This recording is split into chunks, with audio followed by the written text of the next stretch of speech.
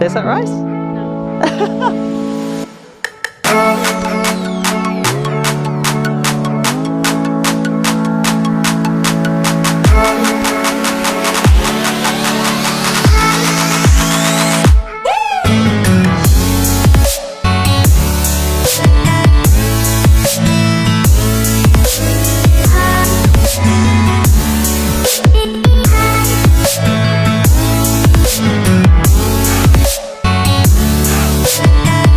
What's up everybody, it's Max and Kim. Welcome back to another video.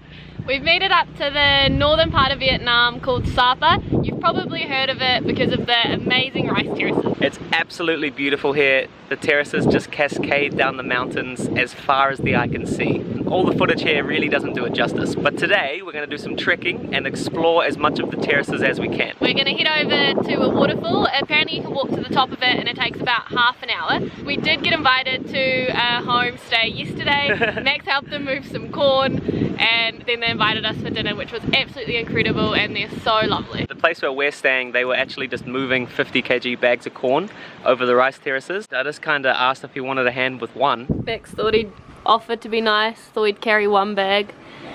3 bags down. So on the bags, I think they say they're like 50 kgs. He's got to walk all the way along the rice paddies to the shed over there. Super hard to balance as well. Well, he doesn't speak any English, so we didn't actually communicate the entire time. But then it turned into carrying, I think, 5 of those bags. And a 50 kg bag wouldn't be that hard to carry, but you have to balance between the terraces. And so I nearly fell at least 20 times. But yeah, so we went and met their family yesterday and had amazing food and probably a little bit too much rice wine, but it was really nice. Yeah, if you are looking at coming to Sapa and you're wondering how you can get here, make sure you check out our previous vlog. We took the sleeper bus, though we do talk a little about the other options as well. And speaking of rice paddies, if you want to know how rice is made, we came to this spot yesterday with our friends and they just showed us. Where else would you rather be? This is just absolute paradise. Kim's coming down to plan the terraces. Watch out, here comes slip number 17 for the day. So that's the rice out of the rice plant. Before it's actually turned into proper rice, because it's still kind of like a flower. Yeah.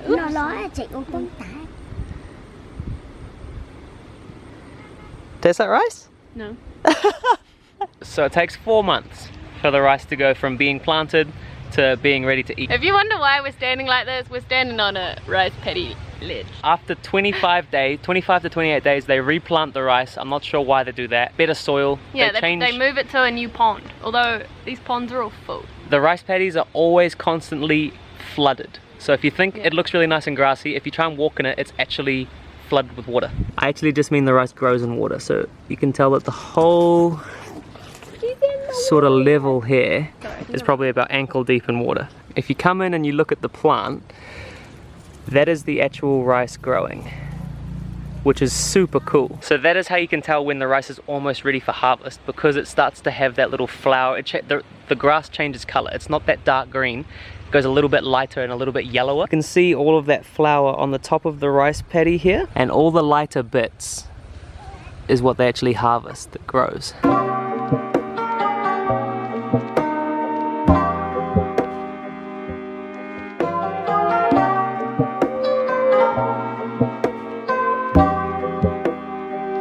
So it is a little bit cooler here in Sapa. I think today it's about 25 degrees because we are here in the middle of summer.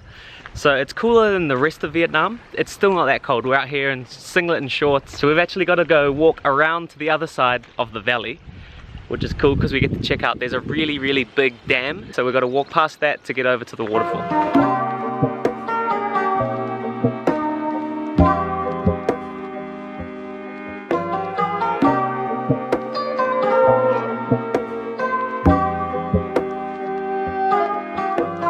It actually doesn't feel like you're in Vietnam here. It's just got such a different vibe about it. You're up high in the mountains. It's just beautiful scenery everywhere. And it's just so quiet and peaceful. The other important thing to note is you can actually hire guides to take you on these treks. We can see the waterfall from our house. It doesn't look too far away, so we thought we'd be fine without a guide. But if you are going to go higher up into the mountains, then it is really recommended to have a guide because you can get lost quite easily. And it is really, really steep terrain. I hear near the waterfall.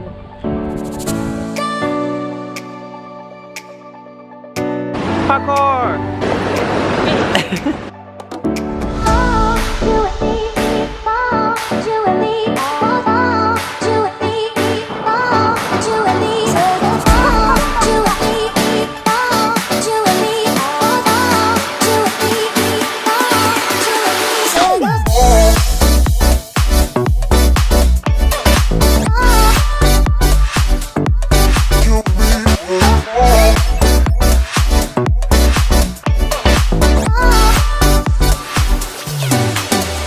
So I don't actually know if I can get down.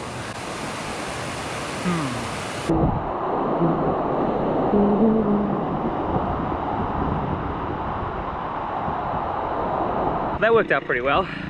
Managed to get to the top, and then it was just way too hard to get back down the waterfall. So luckily there's a path, and this guy actually took a photo of me. So he's gonna email that over to me, so I'll chuck that in the vlog now if it came through. Such an amazing place. That was so much fun. So I think it's about 1:30 at the moment. We were there for a good 1.5, almost 2 hours. If you come from the side that we came from, being the dam side, so if you walk from the dam towards the waterfall, it's pretty cruisy, no one really bothers you. Yeah, and if you come the other way, which we're leaving now, so we can tell you where the entrance is, you do walk past all these market stalls, which you can see behind us. And we actually weren't bombarded now, but there's quite a few kids who just kind of follow you around and keep wanting to sell you stuff, which is the same as most places around here when you're walking around, but it just makes it so hard to say no. I know, they're so damn cute. Showing you a fluffy animal, I don't want it. And I kind of do. But I didn't expect to climb to the top of the waterfall. That was a bit of an accident, but Kim got some sunbathing in. Yeah, we haven't been in the sun that much for so long. I just wanted to relax, and it was so nice. We decided not to walk up further to the viewpoint because we're gonna go get some coffee and some food instead, just because it is really, really hot, and it's still sort of the middle of the day at the moment. So we just rocked up to get some lunch. Just to give you a bit of context, both Kim and I have already said no about 10 times each to buying anything, because we just want to have some food and relax. But they're very persistent, so just watch out for that. So I just finished eating. Kim's still going. You got some friends waiting over there to sell you some stuff. But yeah, you don't get much of a break here.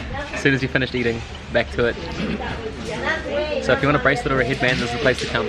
A few moments later. And then like 3 others come. And then next thing you know, you're in a circle of bandanas and blankets and shirts. We're not complaining, we're just letting you know, so you know what to expect. It 100% does not take away from the beautifulness of Sapa here. This guy was actually just taking his buffalo to have a mud bath. Look how happy they are. And he just chills here with his umbrella.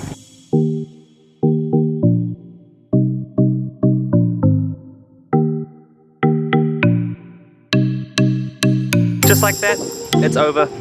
He said a couple of words and it's time to get out of the bath. Bit of a talent though, I don't know how he speaks buffalo. Very, very cool. Hold up taxi, you're just gonna have to wait. My buffalo crossing the road now. Yeah, thanks. Yeah, you're good. You guys go. Tomorrow. If you ever wondered how to wear a hat on top of a hat, Nailing it. there you go. So we did already check out of our homestay. Really cool. It's actually the cheapest place that we've stayed in the entire Vietnam. We got it for 18 Australian dollars for 2 nights, including breakfast for both of us, which is awesome. And it's been a really, really cool place because it's just staying up here in the mountains is so nice. Yeah, and the people are super nice, and at night some of the local kids come around to learn English, which has been super cute too, and they just kind of hang around. So tonight we're catching the sleeper bus from Sapa to Hanoi, and then we have a 4-hour layover in Hanoi, and then we catch a 3.5-hour bus to Cat Ba.